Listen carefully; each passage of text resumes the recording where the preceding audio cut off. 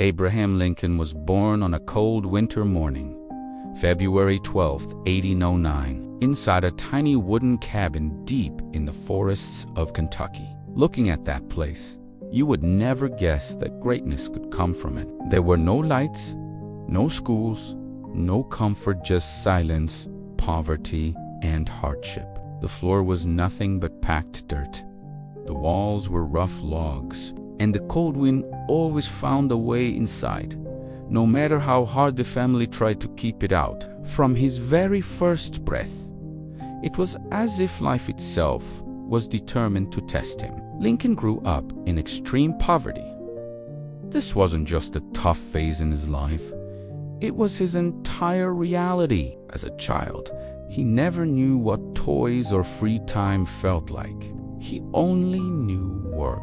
He'd wake up at dawn to chop firewood, carry water from the creek, and toil in the fields for what felt like endless hours. His small hands would crack from the cold, and his body would ache with a weariness far beyond his years. Yet, he never complained. When your entire focus is just on surviving, there isn't much room left for dreams. Then, when Abraham was only 9 years old, tragedy struck in the most brutal way imaginable.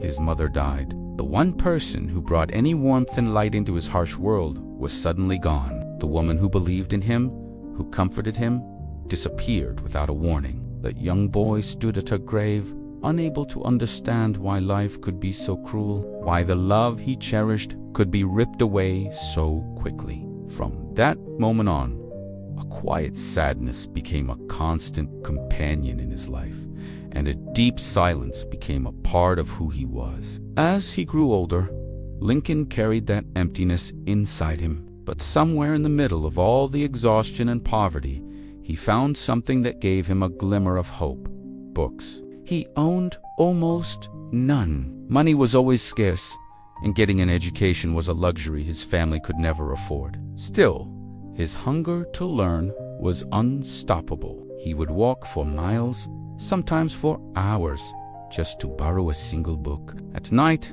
after long, grueling days of physical labor, he would read by the flickering light of the fireplace. His tired eyes would cling to every word as if those pages were a doorway to another world, a world beyond the dirt and the struggle. In his entire life, he spent less than 1 year in a formal school, but his mind never, ever stopped learning. As a young man, Lincoln stood out, but not for success. He stood out because he was different. He was unusually tall and painfully thin. His clothes were often worn and ill-fitting, and he was socially awkward, never quite knowing what to say or how to act around others. Many people laughed at him. They underestimated him, dismissed him, and saw him as a simple man with no real future. He tried to start a business and failed miserably, losing what little money he had scraped together. He entered the world of politics and lost elections again and again. Each failure felt like another scar on a life already full of wounds. Then came one of the darkest moments of his youth. The woman he deeply loved, Anne Rutledge, died. The loss plunged Lincoln into a severe, crippling depression. Those who were close to him genuinely feared for his life. He seemed completely broken, crushed under the immense weight of loss and constant disappointment. Anyone else might have surrendered to despair, given up on life entirely.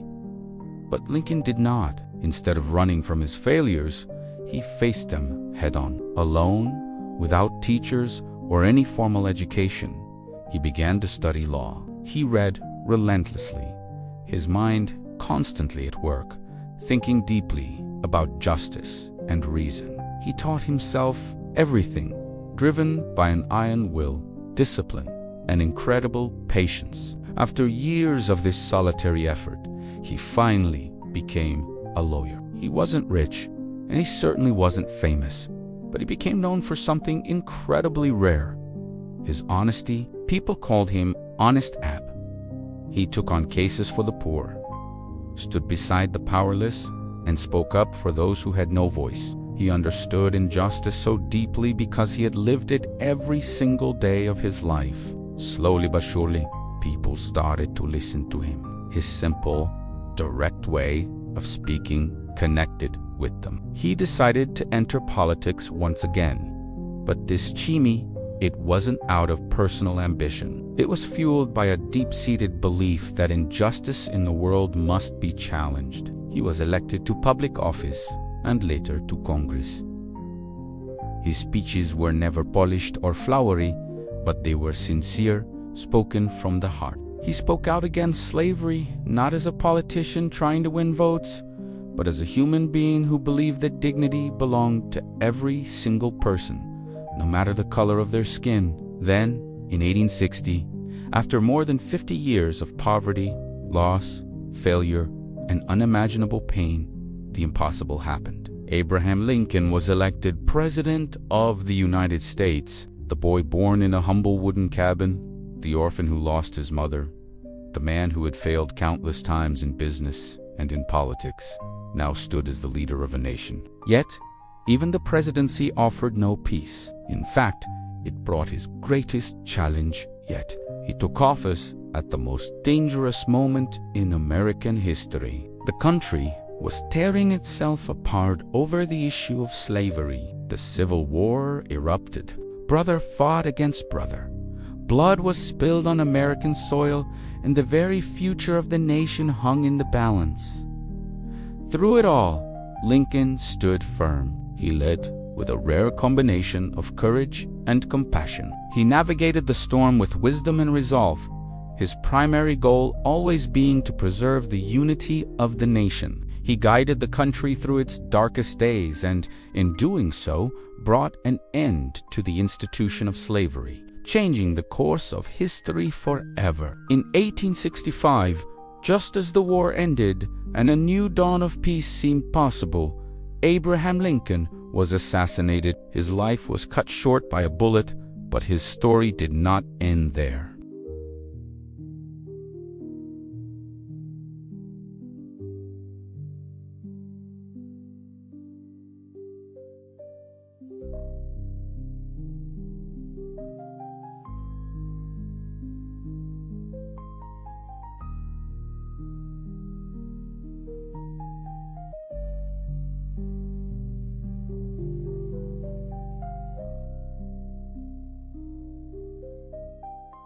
Thank you for watching. If this story inspired you, please like, share, and subscribe for more content that moves you.